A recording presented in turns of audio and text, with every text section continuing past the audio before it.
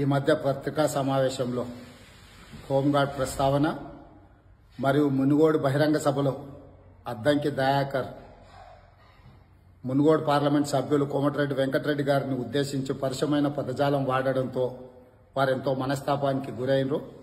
వారు పీసీసీ అధ్యక్షుడిగా నన్ను సారీ చెప్పాలని డిమాండ్ చేసిండ్రు. అన్కండిషనల్గా కోమటిరెడ్డి వెంకటరెడ్డి గారికి సారీ చెప్తున్నా. ఇట్లాంటి చర్యలు, ఇట్లాంటి భాష ఎవరికి మంచిది కాదు. తెలంగాణ ఉద్యమంలో అత్యంత క్రియాశీలక పాత్ర పోషించి రాష్ట్ర సాధనలో పాత్ర పోషించిన కోమటిరెడ్డి వెంకటరెడ్డి గారికి ఇట్లా అవమానించే విధంగా ఎవరు మాట్లాడినా తగదు.